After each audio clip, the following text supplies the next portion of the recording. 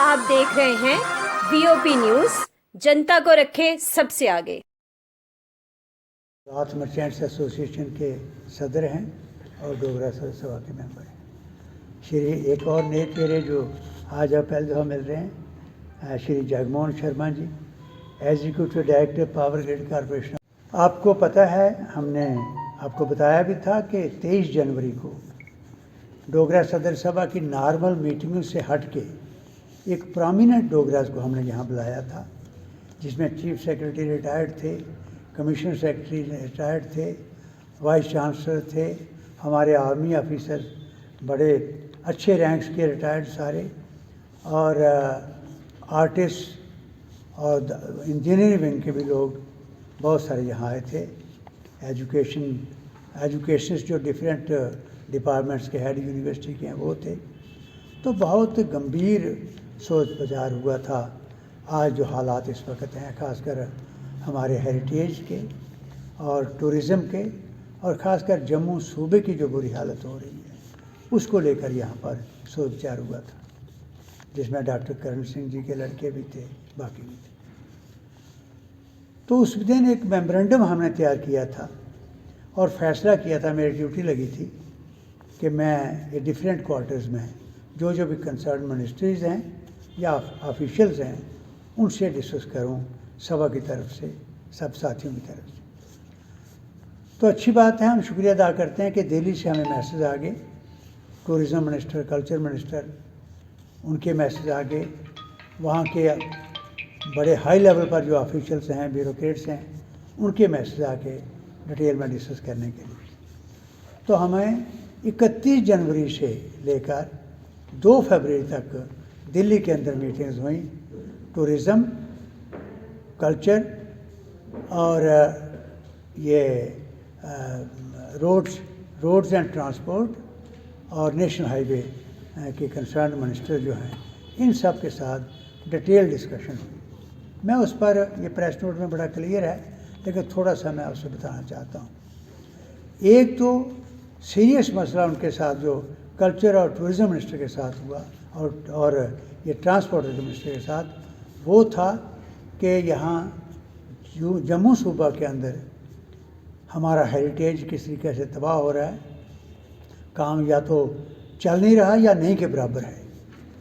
उसमें आर्काइव्स हो, Dogra art museum हो, आप सब जानते हैं। इस पर बड़ी डिटेल में डिस्कशन हुई और हमने जहाँ पर जो सजेशंस आई थी, मेमोरेंडम में जिनका जिक्र था, वो उनके सामने बात रखी और कन्विंस हुए, उन्होंने माना। हम शुक्रिया अदा करते हैं कि उन्होंने ये वायदा किया कि हम इसको देखेंगे और जो भी ग्राउंड लेवल पर हो सकता है वो करेंगे। और उनको ये रिक्वेस्ट की गई कि आप विज़िट करो, यहाँ पर आकर देखो ग्राउंड पर सिचुएशन क्या है, हमें बुलाओ। तो उन्होंने इस बात को मान लिया।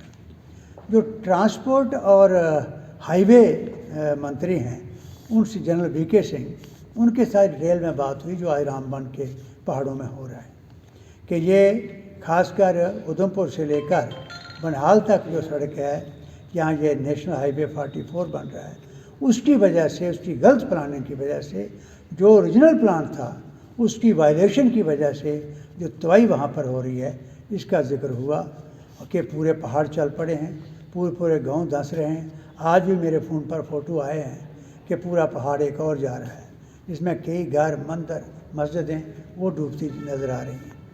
तो वो बात उनसे हुई कि ये ओरिजिनल प्लान था कि आप ब्रिज बना के और फ्लाईओवर बना के सड़क को ले जाओ कश्मीर तक, पर उन्होंने बजाय वो करने के पहाड़ों की कटिंग शुरू कर दी, जिससे आज पूरा का पूरा इलाका ख़तरे में है और सारे टूरिस्ट स्पॉट जो है वो बाईपास हो गए। इसके साथ साथ हेरिटेज के बारे में वो डिटेल में डिस्कशन हुई, क्या प्लान है, मास्टर प्लान बना हुआ है, उसके मुताबिक क्या काम करने की ज़रूरत है और यहाँ पर ग्राउंड पर क्या हो रहा है, और ये पैसा डाइवर्ट ना हो, आर्काइव्स का क्या हो रहा है, ये भी डिटेल में डिस्कशन वहाँ पर हुई।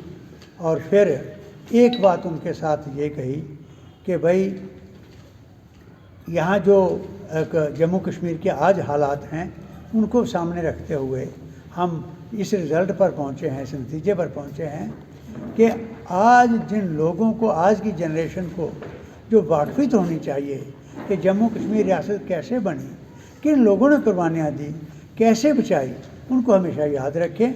उनकी कहानियाँ जो हैं वो हमारे लिए वो प्रेरणा का स्रोत बने, वो यहाँ से गायब हैं।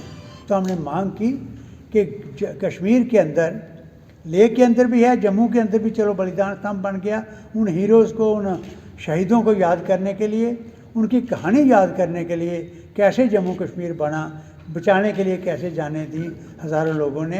तो यहाँ तो मेमोरियल नज़र, लेकिन कश्मीर में एक ये बहुत बड़ी कमी है कि वहाँ पर ऐसा कोई बिफिटिंग मेमोरियल उन योद्धाओं का नहीं है जिनकी कहानियाँ याद करके उनकी जनरेशन जो है वो उससे प्रेरणा ले सके।